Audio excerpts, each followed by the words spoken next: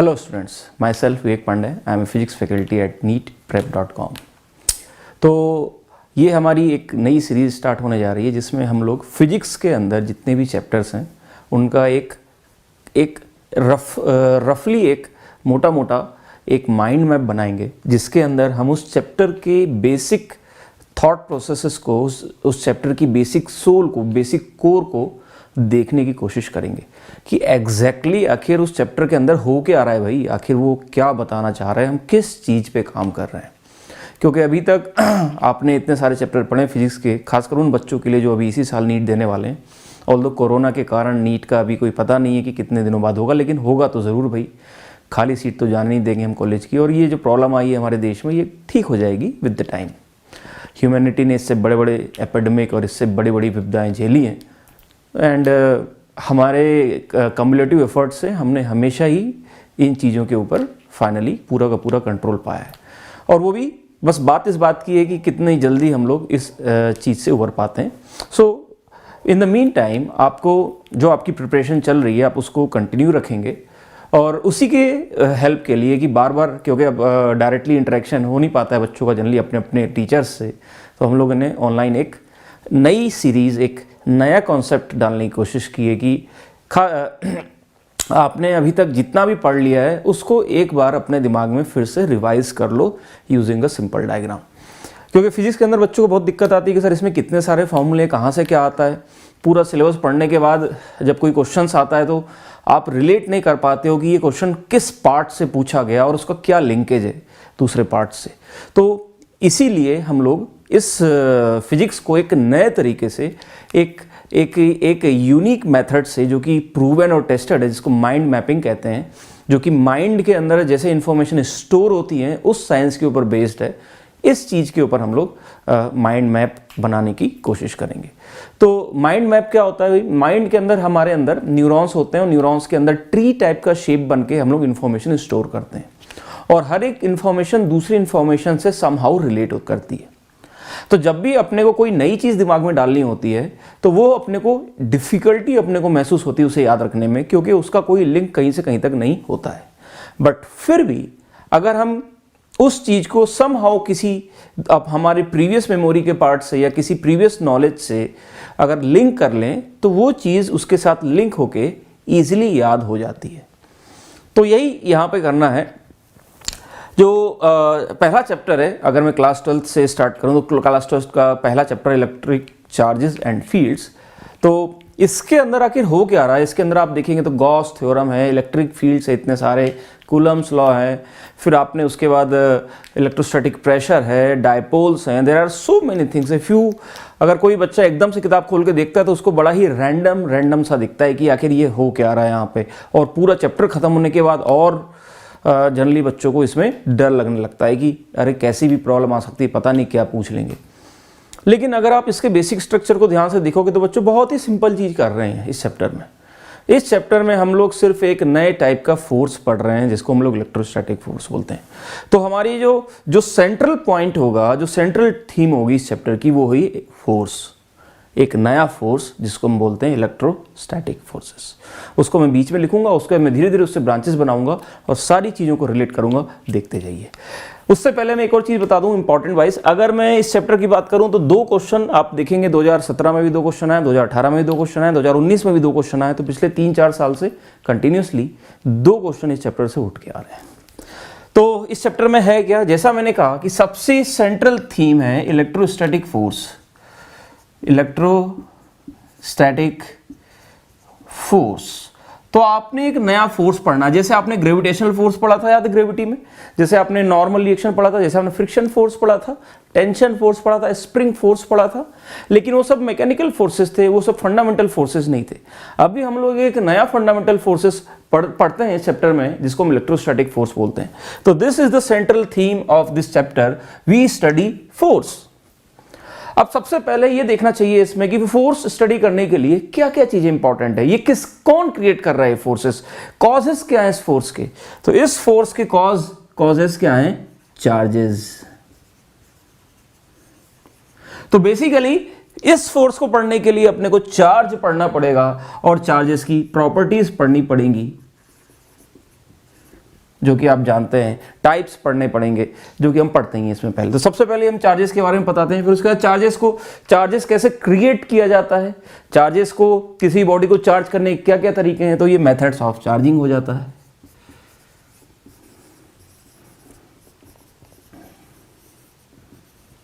ठीक है, तो बच्चों ये है बेसिक कि भाई फोर्स पढ़ने के लिए हमने पहले चार्ज पढ़ना पड़ेगा, तब हम लोग इस फोर्स के बारे में जान पाएंगे कि ये कैसा है। फिर इस फोर्स का एक्सप्रेशन, अब हमने पढ़ लिया कि ठीक है भाई चार्ज क्रिएट करता है, लेकिन कितना force, how we write the value. तो एक्सपेरिमेंटली यहीं आप लिखते हैं सबसे पहला formula F = K times Q1 Q2 by R cube times R vector, जिसको आप बोलते हैं कूलम्ब्स लॉ।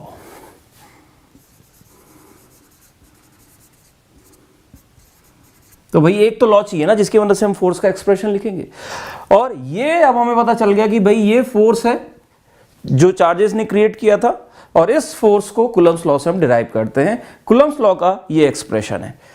अच्छा, फोर्स भी पढ़ लिया, फोर्स का एक्सप्रेशन भी कर लिया, अब क्या करें भाई। फोर्स अगर पता चल गया तो सबसे फंडामेंटल चीज क्या करते हैं हम लोग फोर्स के साथ, बैलेंसिंग ऑफ फोर्सेस। कि कोई भी चार्ज पार्टिकल है उस पर इलेक्ट्रोस्टैटिक फोर्स भी लग रहा होगा, लेकिन क्या बाकी फोर्स नहीं लग रहे होंगे? नहीं, mg भी लग रहा होगा, रस्सी लगी हुई तो टेंशन भी लग रही होगी। तो सारे फोर्सेस का जो सम है उसको जीरो करने वाला जो कॉन्सेप्ट है इक्विलिब्रियम। यानी इसके बाद कूलम्ब्स लॉ के पढ़ने के तुरंत बाद जो सबसे पहली प्रॉब्लम्स हम लोग सॉल्व करते हैं दैट इज इक्विलिब्रियम प्रॉब्लम्स।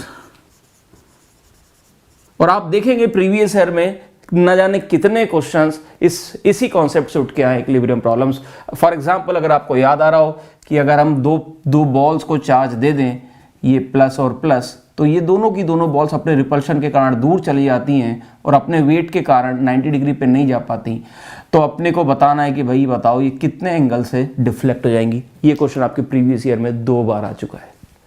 एक बार इनने एंगल पूछा था, एक बार इनने ये आर पूछा था, एक बार इनने ये वाई और आर को रिलेट किया था। तो ये इस इक्विलिब्रियम का कॉन्सेप्ट है, फोर्स बैलेंसिंग।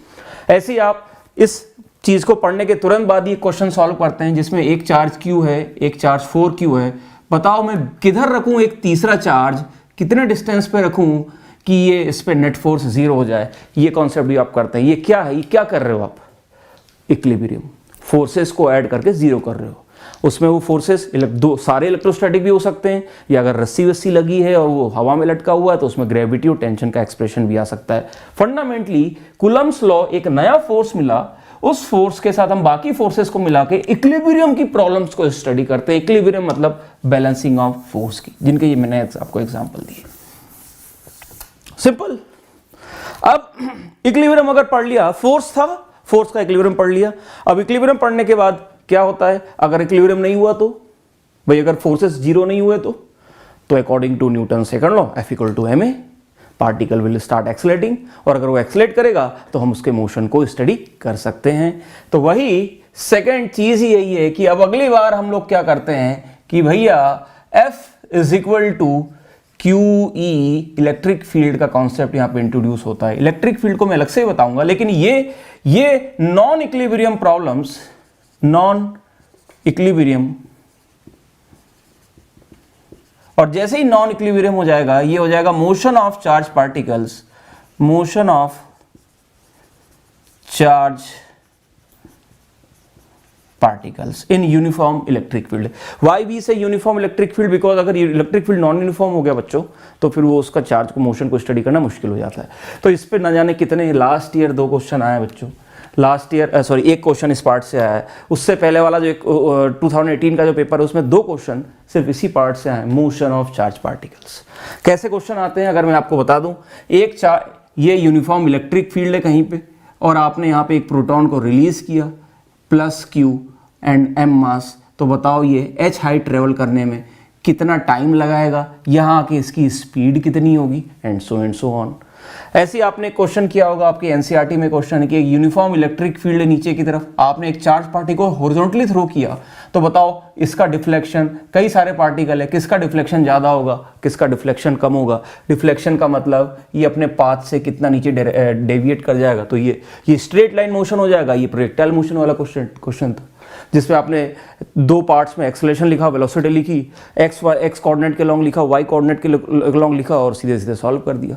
वैसे आप सर्कुलर मोशन में भी कर सकते हो कि चार्ज पार्टिकल के चारों तरफ एक negative charge particle positive charge particle के चारों तरफ घूम रहा है, जो आप बोरेट मॉडल में भी करते हो, find its velocity of orbit and so on. तो ये सारी जो चीजें हैं बच्चों, यही तो है मोशन। आप क्या स्टडी कर रहे हो? Motion of charge particle due to non equilibrium forces caused by electrostatic force. ठीक है, एंड तो ये study, this is the important part, this is the force balance होके जीरो हो रहे हैं, फोर्स बैलेंस होके जीरो नहीं हो रहे हैं, और फोर्स एक नया टाइप का हमने डाल दिया, electrostatic force. Then electric field, तो अभी तक तो हमने इलेक्ट्रिक फील्ड कैसा माना था? यूनिफॉर्म। लेकिन अब हम लोग इलेक्ट्रिक फील्ड को डीप में स्टडी करना चाह रहे हैं कि भाई इलेक्ट्रिक फील्ड कैसे कैसे प्रोड्यूस होता है, इलेक्ट्रिक फील्ड की डेफिनेशन क्या है। क्योंकि इलेक्ट्रिक फील्ड से ये मतलब था कि अभी तक हम ये जो कूलम्ब्स लॉ था 2 पॉइंट चार्जेस के लिए था, मतलब it was between 2 point charges Q1 and Q2। तो इलेक्ट्रिक फील्ड लिखने का मतलब ये करते हैं हम, पहले तो जो Q1 है उसको 1 कूलम्ब लिख लेते हैं, और Q2, तो Q2 का जो 1 कूलम्ब पे फोर्स है उसी को इलेक्ट्रिक फील्ड बोला जाता है। अब Q2 जो है, कल को वो एक चार्ज होने के बजाय एक पूरी की पूरी रिंग में भी हो सकता है, और सारा का सारा मैं इसको Q लिख दूंगा। तो अब इस रिंग के कारण इस पे कितना फोर्स है?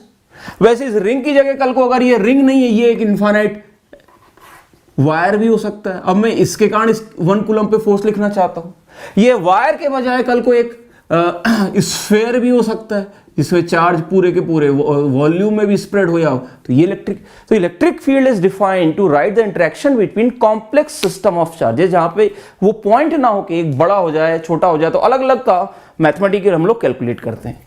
तो वो हम एक के लिए निकालते हैं, दूसरे को पॉइंट ही मानते हैं, नहीं तो बड़ा मुश्किल हो जाएगा। दोनों को अगर हम स्फीयर मान लें, दोनों को एक रिंग और स्फीयर मान लें, तो दोनों को एक साथ फोर्स स्टडी करने की मुश्किल है, क्योंकि इसमें भी कई सारे पार्टिकल है, उसमें भी कई सारे पार्टिकल हैं, तो हर पार्टिकल पे फोर्स निकालना मुश्किल बात है। तो हमने एक को पॉइंट माना, दूसरे का शेप अलग छोटा बड़ा करते हैं, और वही हमारे इलेक्ट्रिक फील्ड के डिफरेंट एक्सप्रेशंस होते हैं। तो आपको पता ही है, इलेक्ट्रिक फील्ड ड्यू टू सबसे पहले डाइपोल के कारण, फिर उसके बाद electric field due to ring, फिर उसके बाद इलेक्ट्रिक फील्ड ड्यू टू, ये सारे के सारे मतलब एक स्टैंडर्ड केसेस जो बच्चे अपने को याद ही रखते हैं। लॉन्ग वायर मतलब लाइन चार्ज, ठीक है, लॉन्ग मतलब इनफाइनाइट लाइन चार्ज। उसके बाद इनफाइनाइट शीट पे जब चार्ज होता है सिग्मा बाय एप्सिलॉन, तो ये सारे फार्मूले आपको पता है। डायपोल की एक्सिस पे, इक्विटोरियल पे, सारे फार्मूले भी मैं लिख ही देता हूं।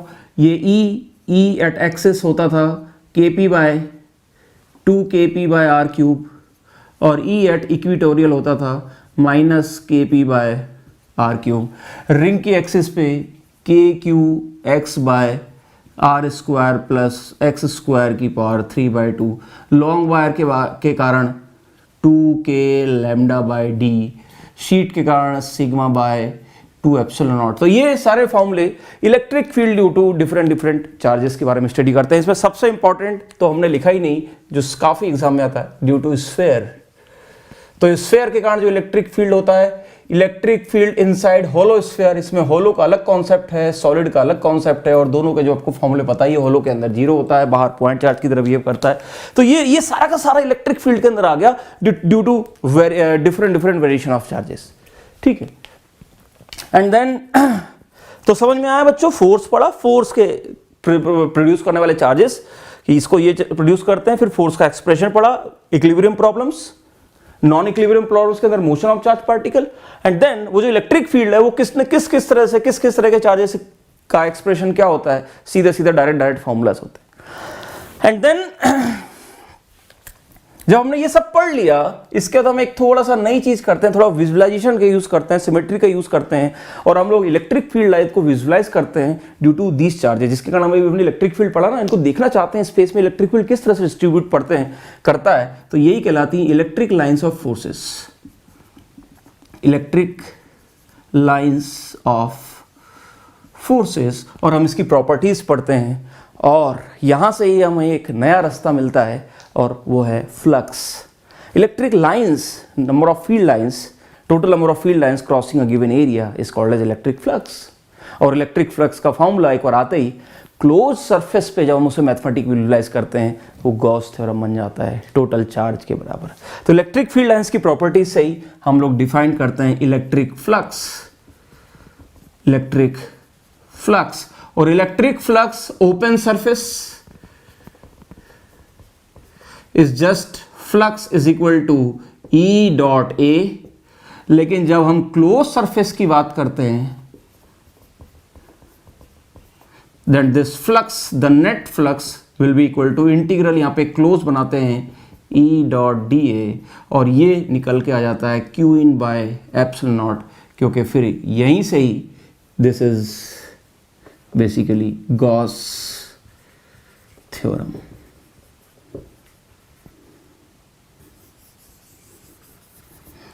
तो आपको बेसिकली समझ में आ रहा होगा कि किस तरह से हमने इलेक्ट्रिक फील्ड पढ़ा, फिर उसको विजुअलाइज किया लाइंस के टर्म्स में, फिर लाइंस के कारण हमने एक नया टर्म डिफाइन किया electric flux, flux through open surface and flux through close surface. और क्लोज सरफेस के अंदर फिर से हमने कॉन्सेप्ट लगाया, तो हमें एक नया थ्योरम मिल गया जिसको हम लोग गॉस थ्योरम कहते हैं। और गॉस थ्योरम की मदद से फिर से हम लोग इसके एप्लीकेशन से, इसके अंदर जो प्रॉब्लम्स आती है, तो राइट द फ्लक्स एप्लीकेशंस, जिसमें हम लोग फिर से इलेक्ट्रिक फील्ड निकालते हैं ड्यू टू सिमेट्रिकल चार्जेस, और इसकी मदद से फ्लक्स निकालने की कोशिश करते हैं। जो डिफरेंट डिफरेंट प्रॉब्लम्स आती है फ्लक्स की, वो यहाँ पे आ जाती है गॉस थ्योरम। सो यही है बच्चों पूरी कहानी। इसमें फाइनली कहूं तो भाई एक ही चीज तो पढ़ रहे हैं, एक नए टाइप का फोर्स, फिर उस फोर्स की को क्रिएट करने वाले चार्जेस के बारे में स्टडी किया, फिर उस फोर्स के एक्सप्रेशन को पढ़ा, इक्विलिब्रियम पढ़ा, नॉन इक्विलिब्रियम में मोशन पढ़ा, and then due to different configuration of charges के कारण फोर्स पड़े। क्योंकि हम लोग शुरू में सिर्फ पॉइंट के लिए पढ़ रहे थे, ये यहां तक सिर्फ पॉइंट की बात चल रही थी, मास भी लेते थे, सिर्फ पॉइंट लेते थे, लेकिन अब यहां पे हम लोग डिफरेंट शेप्स के कारण फोर्सेस देख रहे हैं in form electric field, and then in different shapes के कारण हम इलेक्ट्रिक फील्ड को स्पेस में विजुअलाइज कर रहे हैं, जिसको इलेक्ट्रिक लाइंस ऑफ फोर्सेस बोलते हैं, flux, open surface, close surface, Gauss theorem. ठीक है, तो ये थे इसके 3 parts. Last but not least,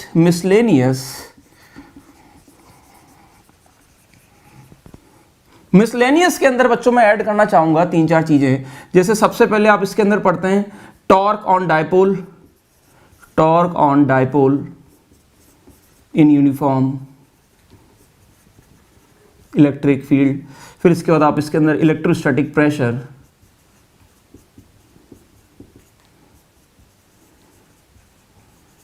ठीक है, ये इस टाइप की चीजें आप इसके अंदर ऐड कर सकते हैं मिसलेनियस के अंदर। तो ये है बच्चों मोटा मोटा माइंड मैप। मैं चाहता हूं कि आप इस चीज को, इस माइंड मैप को दिमाग में रखें, बहुत ही सिंपल है, इन्हीं के हिसाब से आपके एग्जाम में क्वेश्चंस आए। अभी मैं इसमें 2-4 चीजें और ऐड करूंगा, ये आप इसमें इसका स्क्रीनशॉट लेके रख सकते हैं। अब इसमें 2-3 चीजें जो मैं ऐड करना चाहता हूं वो क्या है बच्चों, मैं आपको बताना चाहता हूं कि किस साल किस पार्ट से कैसे क्वेश्चन आए।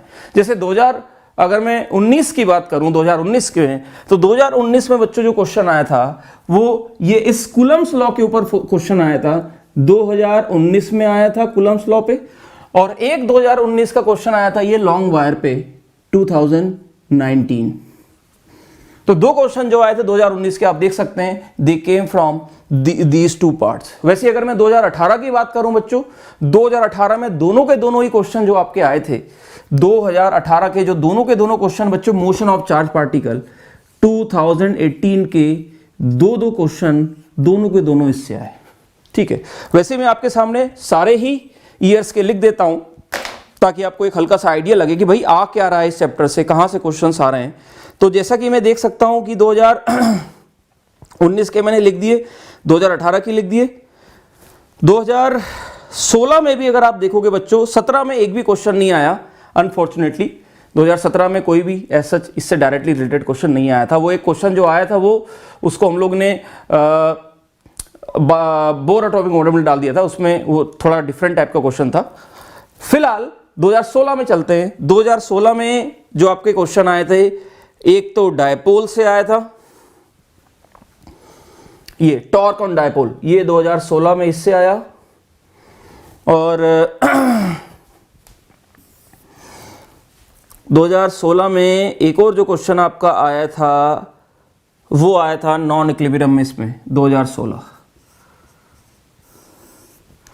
उसके बाद 2016 में 2 पेपर हुए थे, तो फिर से एक 2016 में फिर से इसी पे क्वेश्चन आया था, 2016 सेकंड पेपर। एंड